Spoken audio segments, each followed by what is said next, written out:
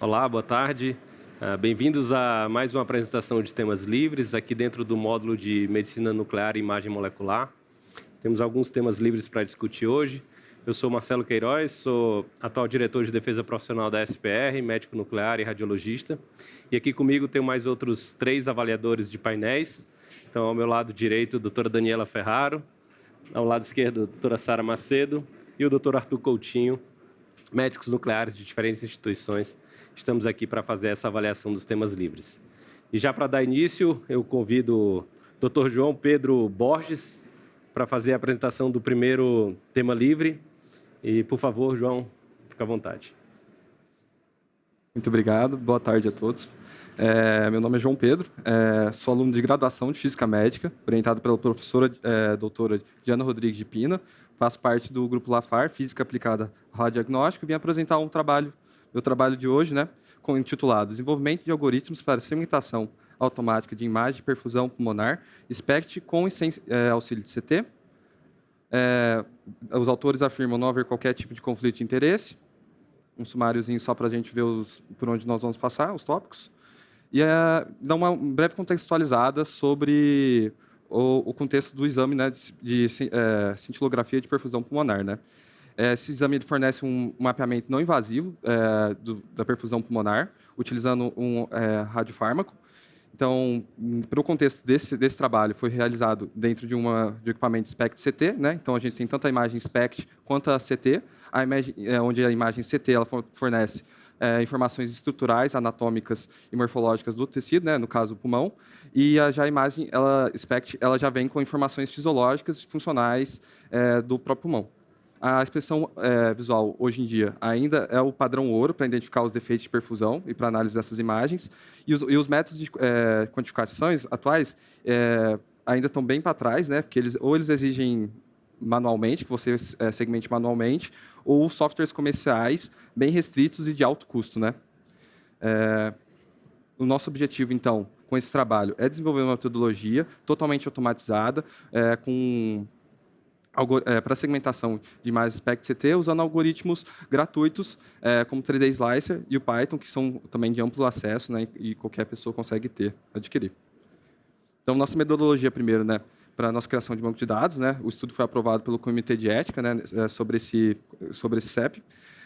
O estudo foi retrospectivo, 39 exames de SPECT-CT, para um equipamento de SPECT-CT, que possui os dois, num só equipamento, entre os anos 2020 e 2022, em um hospital de grande porte universitário.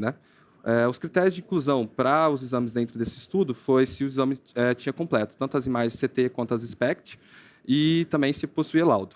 Já os critérios de exclusão é se por algum motivo a gente não conseguiu recuperar algum dessas imagens ou o laudo apresentava outras patologias. Aqui no canto direito a gente consegue observar um fluxograma, para indicar como que nós fizemos essa coleta de banco de dados.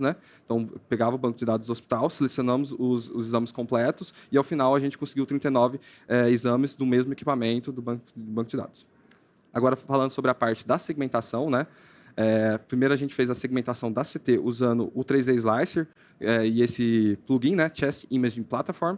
Então, fizemos para todos os exames e depois fizemos a segmentação das imagens SPECT, usando um algoritmo autoral em Python, que é baseado em limiares de pixel, com e sem auxílio da CT para delimitar as bordas anatômicas. Então, nós fizemos com essa delimitação e sem essa delimitação.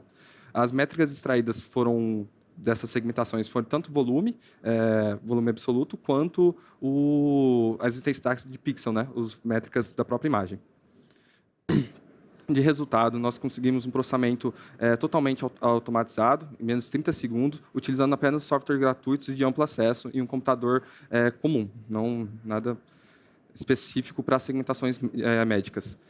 Os volumes absolutos, para o pulmão direito, apresentou uma superestimação, né, de 19,6%, e já para a parte esquerda, 17,1%. Porém, quando nós analisamos a perfusão relativa ao total do pulmão, tanto a direita quanto a esquerda, não apresentou diferença estatística entre os métodos utilizando a CT como delimitador e sem usar a CT como delimitador.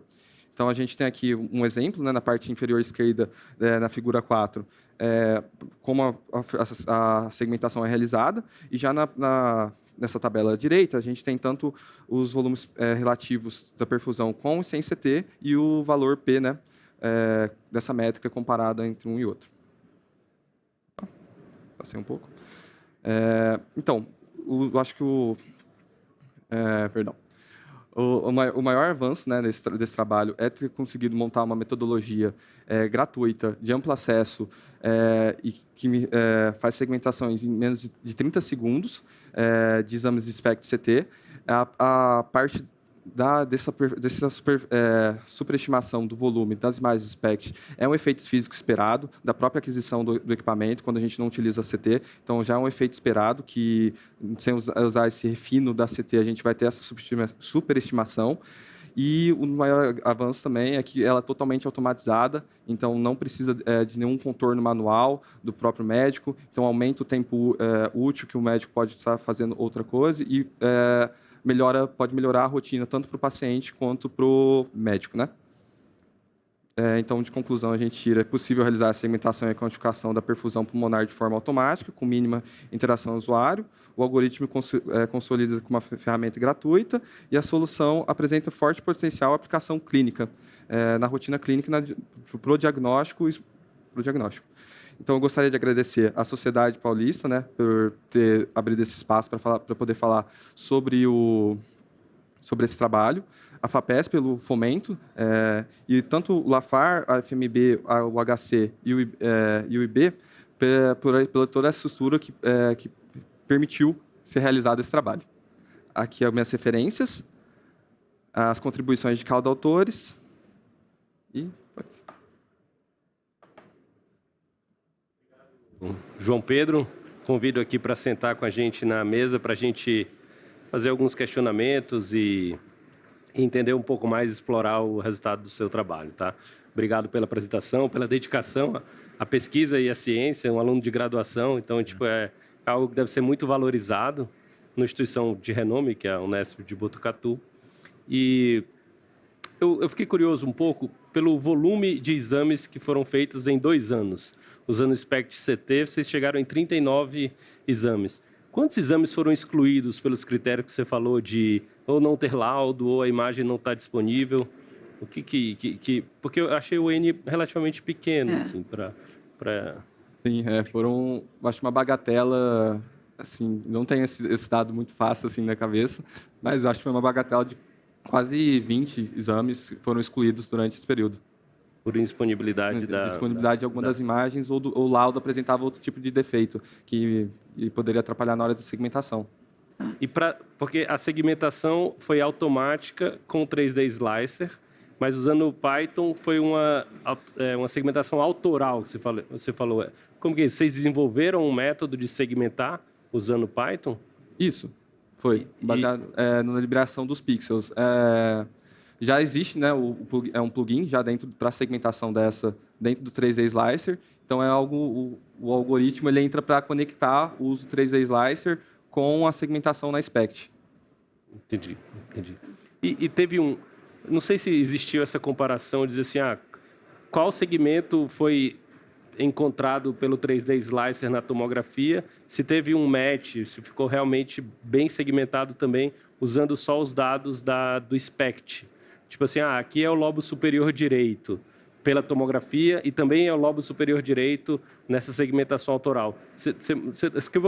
O dado que você mostrou foi de volume pulmonar, que não teve diferença, seja com um método ou com outro, com ou sem o auxílio de tomografia. Mas teve essa comparação segmento a segmento de validar que os dois mostram a mesma segmentação? Essa parte por lóbulos, como você disse, a gente não avaliou. Foi uma avaliação tanto só da parte direita quanto da parte esquerda, né, pulmão esquerdo quanto pulmão direito. Então, a gente não avaliou lóbulo por lóbulo, mas teve uma validação, sim, na visual do próprio método, por parte de um médico. Tá. Não sei se alguém tem mais alguma pergunta. Não, eu queria até só entender também. Então, esses pacientes que tinham uma malformação, que fizeram, sei lá, porventura, uma lobectomia, vocês entraram no mesmo grupo nessa quantificação? Vocês não tinham um dado diferente para esses pacientes? Não, não. Aí nem excluíram eles, né? Não, a gente excluiu. Então, quando teve uma malformação no pulmão, a gente acabou excluindo então, eles. Pacientes que fizeram cirurgia, outras malformações, vocês pegavam os pacientes basicamente com anatomia normal, né? Sim. Dani, algo mais? Algo mais, Arthur? Agradeço, João Pedro, pela apresentação, pela resposta às perguntas e parabéns mais uma vez pela iniciativa científica. Obrigado. Vamos partir agora para o segundo tema livre. Convido Alexandre Vilaça Silva, que é do Centro do CDTN de Belo Horizonte, Minas Gerais, que vai fazer a apresentação do nosso segundo tema livre. Por favor, fique à vontade, Alexandre. Obrigado por estar aqui.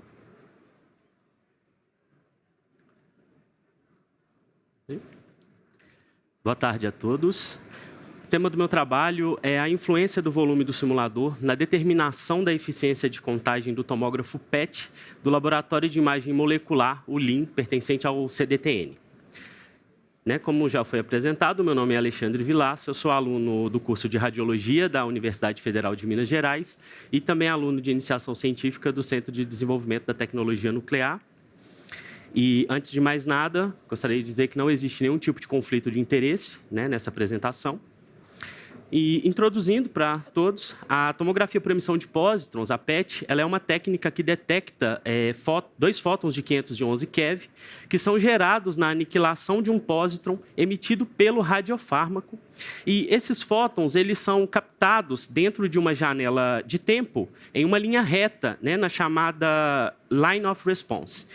E isso gera eventos de coincidência, eventos esses que podem ser verdadeiros, que vão representar, então, a fiel distribuição do radiofármaco na imagem, e eventos que podem ser aleatórios ou espalhados, que vão representar, então, uma redução da qualidade da imagem. Em 2019, foi realizado um estudo no laboratório por Gontijo et al., que determinou a distribuição desses eventos de coincidência do tomógrafo PET de pequenos animais e utilizou um simulador cilíndrico de camundongo, preenchido com FDG, a fluodesoxiglicose. É um simulador cilíndrico, como vocês podem ver na imagem, e gerou, então, esse gráfico com os eventos, ao qual a gente pode verificar, com quadrados vermelhos, os eventos verdadeiros que foram catalogados.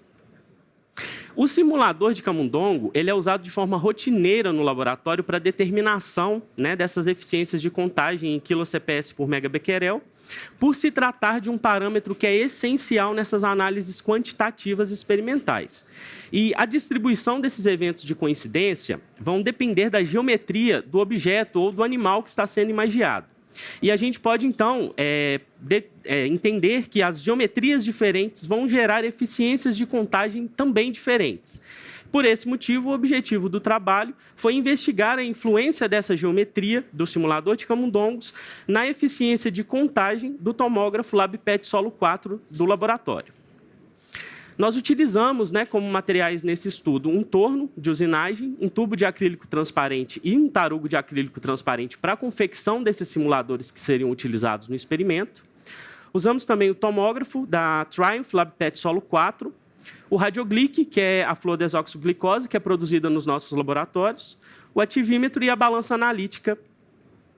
E nos métodos, nós iniciamos, então, pela confecção dos simuladores, ao qual nós confeccionamos 3, que nomeamos de PMG, com o volume variando ali aproximadamente 20%, entre si. As tampas elas foram coladas com clorofórmio e a gente fez testes de vedação para garantir que não houvesse nenhum tipo de extravasamento durante as medidas. Depois nós partimos para a aferição do volume interno, a qual os volumes foram verificados através de pesagem e balança analítica. A gente pesou os cilindros preenchidos por água e vazios e os volumes foram obtidos, então, por essa diferença de massa. Depois a gente partiu para a aquisição das imagens PET. A gente fez imagens em 2 modos, no modo temporal e espacial. E a aquisição do simulador M ela foi repetida para que a gente pudesse fazer, então, um teste de reprodutibilidade desses simuladores. Em relação às aquisições das imagens, nós, no modo temporal, utilizamos 8 horas de imagem para cada simulador, e com uma posição de cama e uma atividade de 190 megabecquerel nesses simuladores. E no espacial, a gente usou ali um tempo de 15 minutos por simulador, com 5 posições de cama, e a atividade variou. Para o simulador P, foram 40,9 megabecquerel, simulador M 45,2 e o simulador G 48,1. A gente usou uma resolução padrão e um FOV de 60 milímetros para essas aquisições. E em relação à reconstrução, nós utilizamos o algoritmo MLane 3D com 20 iterações. Nós fizemos no modo temporal a análise de 19 frames, com uma duração de 10 segundos por frame e uma diferença de atividade de 10 megabecquerel por frame. Na parte de análise das imagens, no modo espacial, a gente utilizou essas imagens para a gente fazer uma inspeção visual da formação da imagem PET, para saber se ela foi formada com qualidade. E no modo temporal, a gente extraiu as taxas de contagem para fazer, então, as análises, né, dos tipos de evento e da eficiência. E a gente também fez o cálculo do ruído efetivo equivalente para saber a quantidade de ruído existente na formação dessas imagens. E vale ressaltar que o nosso software, o LabPET Solo 4, ele não corrige atenuação e nem espalhamento. Bom, partindo para os resultados, né, a confecção dos simuladores ela ocorreu com êxito. Aqui na imagem eu tenho a apresentação dos 3 simuladores, o P, o M e o G. O volume também foi determinado. A gente chegou na conclusão final que o volume do simulador P foi de 17,7 ml, o simulador M 22 ml e o simulador G 26,5. O desvio padrão, né, desses valores foi inferior a 0,0002 ml, o que indica uma alta repetibilidade das medições. Aqui eu tenho a apresentação, então, da formação da imagem PET nesses simuladores, né? Nós temos simulador P, M e G, e nós temos aqui imagens em cortes axial e coronal. E a gente pode observar que a imagem ela se formou com qualidade, com uma distribuição bem correta do radiofármaco, onde a gente pode observar áreas mais quentes, intermediárias e frias. E agora apresento para vocês a imagem do gráfico do teste de reprodutibilidade do simulador M. A gente pode observar que em quadrados estão os eventos verdadeiros, eles são superiores aos demais eventos, isso mostra que teve uma formação de qualidade da imagem. E a gente tem em vermelho as imagens do primeiro dia de experimento e em azul as imagens do segundo dia. Se a gente observar as curvas, a gente nota que elas são bem similares. Então, isso indica que houve uma reprodutibilidade significativa no simulador em dias diferentes. Agora eu apresento, então, a distribuição dos eventos de coincidência dos 3 simuladores. Eles tiveram um comportamento bem semelhante entre si nessa questão. A gente vê aqui em quadrados verdes que os eventos verdadeiros foram superiores aos demais eventos. Isso indica que foi uma formação de qualidade realmente da imagem. E o pico máximo das contagens, antes de ocorrer a saturação dessas contagens em si, ocorreu ali de entre 80 e 90 megabecquerel entre os 3 simuladores. Mas se a gente for observar a relação da eficiência, esse comportamento ele é diferente. A gente pode notar que o gráfico ele tem uma certa linearidade dessas contagens até ela atingir um pico máximo e logo em seguida a sua saturação. E se a gente for observar em relação à taxa de contagem, no simulador P, a gente teve ali o pico máximo em aproximadamente 300 kCps, no simulador M, aproximadamente 250, e no simulador G, aproximadamente 200. E na equação de linearidade do gráfico, a gente também pode notar essa informação. O valor do P foi 3,25, do M, 2,86 e do G, 2,15. E, com isso, a gente pode concluir que o aumento do volume do simulador ele reduz a eficiência de contagem de kCps por megabecquerel, ou seja, simuladores maiores vão representar uma maior perda, e por esse motivo é necessário utilizar simuladores com um volume próximo do animal que está sendo imagiado no laboratório, para garantir, então, para assegurar uma maior confiabilidade metrológica das análises quantitativas que forem feitas nas pesquisas. E a gente pode concluir também que os simuladores eles puderam ser incorporados à rotina do laboratório com esse fim, e também também em relação ao desenvolvimento, né, e confecção de simuladores a preços acessíveis, porque um simulador desse hoje no mercado ele está em aproximadamente 5 a 6 mil reais, e a gente, com esse estudo, a gente gastou aproximadamente R$140 para a confecção dos 3 simuladores. Com isso, eu finalizo. Aqui estão as minhas referências, a contribuição dos autores. Muito obrigado a todos, a SPR pela oportunidade de apresentação, ao CNPq, ao CDTN e ao UFMG. Muito obrigado, Alexandre, pela apresentação. Convido aqui para fazer parte com a gente nessas cadeiras da apresentação. Queria saber se os colegas têm alguma pergunta. Acho que o Arthur tem uma pergunta para começar. Você falou, na verdade, que era uma avaliação de geometria, mas, na verdade, foi uma avaliação de tamanho, né? Isso. O que Porque acontece? todos tinham a mesma geometria, né? Cilíndrica. O simulador que era utilizado no laboratório para fazer essas análises quantitativas era um padrão de 22 ml, que foi o que a gente baseou ele como padrão para a gente fazer o simulador M. E aí a gente decidiu, de início, variar somente a altura e manter o diâmetro constante.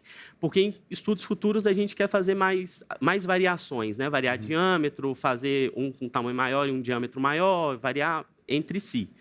Porque a gente quis fazer um estudo inicial para a gente saber se realmente daria alguma alteração, seria satisfatória até mesmo a confecção desses simuladores, né? A gente quis não só verificar essa questão da variação, né, da eficiência, mas também ver se era possível a gente conseguir desenvolver, se ele seria satisfatório para a formação da imagem. Legal. Eu queria fazer uma pergunta. É que eu vi a atividade que foi colocada em cada cilindro foi diferente. Foi diferente. Eu queria saber por que não fixou a dose, porque isso pode ter alguma influência na contagem, então, muito direta, inclusive. Né? Nós queríamos que as contagens começassem ali com 40 megabecquerel em todos, mas para isso a gente tinha que fazer essa variação por causa do decaimento. Então, quando a gente estava fazendo a aquisição da imagem em P, o do simulador M estava decaindo, então quando finalizasse os 5 minutos, ele já estaria ali próximo dos 40 megabecquerel, e o G também. Por isso que a gente colocou essa variação um pouco maior. Vocês fizeram o cálculo de decaimento para eles estarem mais ou menos... Então, talvez vocês tenham que fazer o cálculo, sei lá, se for publicado, o quanto da atividade que ele entrou. Real, sei lá, real. Que ele entrou na máquina, né? Que deve ter sido próximo. Isso seria meio que uma simulação do tamanho de um paciente? Um paciente grandão tem mais... contagens tem mais perda de erro de contagem. contagem? Sim, a gente decidiu usar essa atividade justamente ali para coincidir com a quantidade de atividade que é utilizada, né, nos estudos com os camundongos. Mas foi basicamente 40 megabecquerel a atividade inicial dentro das imagens dos 3 simuladores. Aproximada, né? Você tem uma pergunta? Não. Desculpa. A diferença dos volumes não foi tão grande assim, né? Sim. Foi simulando o quê? Camundongos de diferentes tamanhos? Sim. Ou outras Porque espécies eles aí têm mais? certas diferenças, né? Alguns são mais gordinhos, um Então, pouco o maiores. camundongo maiorzinho, ele teria mais contagens Sim, então se a gente aleatórias. utilizar ali o simulador padrão de 22 ml, às vezes ele não vai refletir uma análise tão correta quanto usar o simulador G, que teria um volume mais próximo desse animal. Perfeito. Alguma pergunta mais? Agradeço, Alexandre, parabéns também pela iniciativa científica. Legal. E obrigado à SPR por esse espaço. Eu declaro aqui finalizada a sessão de temas livres de Medicina Nuclear e Imagem Molecular. E obrigado mais uma vez a todos os colegas e apresentadores. Até logo. Bom.